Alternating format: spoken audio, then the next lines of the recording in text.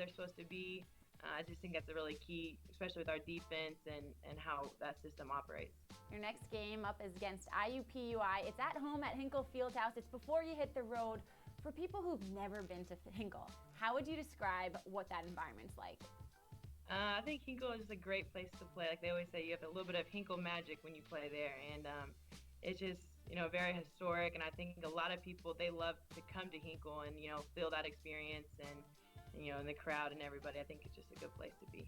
Kristen, your team did go to Europe this summer. You had some games over there. You got to experience Europe with a lot of yummy food. What was one of your favorite memories from this trip? First of all, that was my first time overseas, so just experiencing the culture and everything, like that was so amazing. And we got to, in Rome and seeing all this, the ancient stuff over there. Like it was amazing. And just being able to spend that time with our teammates, outside of all the basketball, just being able to spend time like that and just really, dive into someone else's culture. Eat a lot of pasta, or was it pasta or gelato? Wow, we eat a lot of both. I'd say gelato. Ooh, favorite flavor? Oh wow, it was, honestly, I like the chocolate. There was a lot of different ones, but like you couldn't go wrong with chocolate. You can never go wrong with chocolate, right? Yes. Kristen, thank you so much for joining me on Fast Break. Good luck the rest of the season. Thank you for having me. Now, although pasta and gelato sound absolutely delicious, that's not typically what you're going to see on your Thanksgiving spread. I know you might have some ice cream along with your pie, but not gelato in and of itself. And we were able to catch up with our Big East women's hoops players on Media Day to find out what some of their favorite Thanksgiving fixins are. What is your go-to Thanksgiving one side dish? Stuffing maybe? I don't know, stuffing, yeah. I'd say mac and cheese. Okay. Yep, I need that mac and cheese. My aunt's mac and cheese. If you don't, she's the only one in my family that can make it right. Mac and cheese and that turkey. But What's the correct way? for the mac and cheese, you gotta get the little breadcrumbs on top. You gotta season it right, make sure it's nice and cheesy. Right cheese, right, pasta. It's a science. It really is. She's the only one who can do it. The only one. Yeah. Many have tried. Few have actually succeeded. It's okay. Oh my goodness. My dad's stuffing, for sure. That's like my favorite. How does he make it? I don't know, but like anytime I have the opportunity to have it, I'm like, make it. I don't know how you make it, but just do it for me, please. Baked mac and cheese. Do you like breadcrumbs on top? No. Just regular and dagular, you feel me? I say mac and cheese. That's the best side you can have. Mac and cheese. I don't even have to think about that. One of my aunts makes this broccoli cheddar casserole. It's so good. I like recently got into broccoli too. I'd never used to like broccoli, and now I'm like obsessed with it. It's good. It's healthy. No, yeah, it's not a bad thing to be obsessed with. Yeah. Eggnog. That's a Christmas beverage, not a Thanksgiving side. On Thanksgiving. You drink eggnog on Thanksgiving? I love eggnog.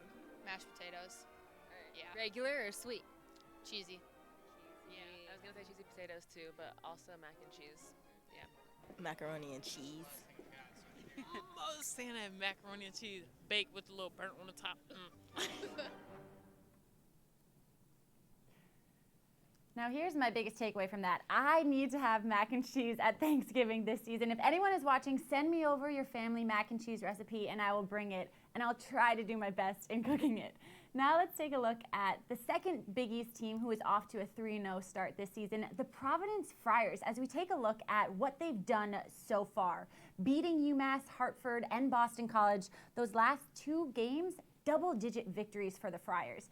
And a large part of that has to do with Olivia Orlando. She's second on the team in rebounding. She's averaging she has 17 rebounds on the season, and she's always been so important to this Friars team on the court, but she also adds a little extra something to this Friar team, and we headed out to Friartown this preseason to find out what that extra spark is that she brings. I'm now joined by Olivia Orlando from Providence, who, Olivia, when you just walk in the room, when we're sitting right here, you have the biggest smile on your face. So we got to talk about this a little bit. Have you always been this positive? Yeah, I would say yes. Growing up, I would just always have been, you kind of get out of life what you make of it type of thing, which I know kind of sounds maybe a little corny, but I've always just tried to have a really positive approach, whatever it may be that I'm doing. So whether it's in a sport, academics, like whatever it is. So I would say, yeah, I consider myself a pretty happy person and just like to be positive. You know, it makes the days better, more fun, easier. So I would say, yeah. How has that transitioned into athletics when you're playing on a team sport? And it's a roller coaster. Sometimes there's ups, other times there's downs. So how are you able to maintain that positivity, more importantly, spread it along to your teammates? Yes. So I would say, you know, the biggest thing in athletics and in a team sport where, like you said, there are a lot of ups and downs, like positivity, like it is really important, especially because we deal, like the season's long, you know, so we deal with a lot of ups, we deal with a lot of downs, you know, really great wins, tough losses as well. So I feel like having a sense of positivity, like, you know, and it won't always be easy, but I think having that sense of positivity uplifts people, and, you know, it brings the energy and the excitement, and it instills like a sort of confidence into people. So I think it is really important for our team and sports in general. It really just gets you going, you know, and just gets you excited to play the game, you know, especially with her. She has that voice to you, you know, it really like gets you going. It makes you want to play good and play hard. It lives never off. I mean, it's an amazing thing. I mean, Yeah. she is always, and it's real, and so it's really difficult for people to not take part in it, whether it's a drill, whether it's a meeting, scout, anything. She is always attentive. She is always excited, and it rubs off on people. And you know, she's really finding her way with this group as far as playing to her strengths, and in great shape right now, and really doing some very good things on the floor as well as leading us off the floor.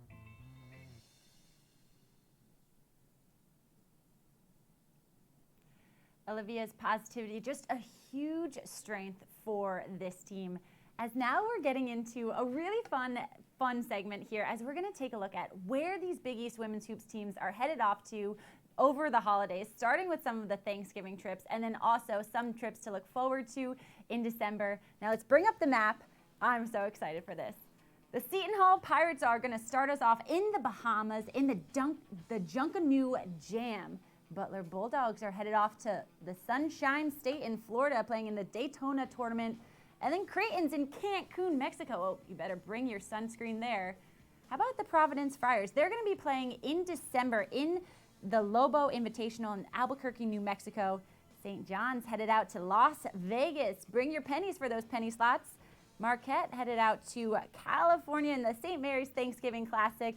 And then Georgetown, the second Big East team to head over to the West Coast in California as well for their own LMU Thanksgiving tournament. I'm certainly jealous of all of those teams. If you have any extra room on your planes, please let me know. I would love to head out there. This spray tan will be fading very soon. Now, those are some of the games that we have to look forward to upcoming, but teams are in plenty of action this upcoming weekend as we take a look at some of the games to keep your eyes for this weekend. The Georgetown Hoyas are coming off their first win of the season on Saturday over Pitt as they host JMU, who's receiving votes. Really challenging task there for the Hoyas.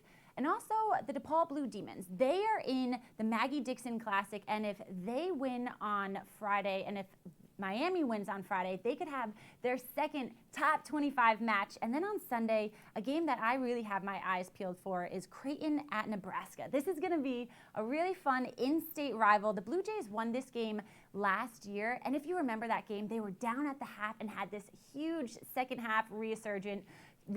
So it's going to be really exciting to see how the Creighton Blue Jays will do in that fun in-state rivalry against Nebraska. Plenty to look forward to this upcoming weekend before we head out to those nice summery trips. That's going to do it for us this week. Thank you so much for tuning in.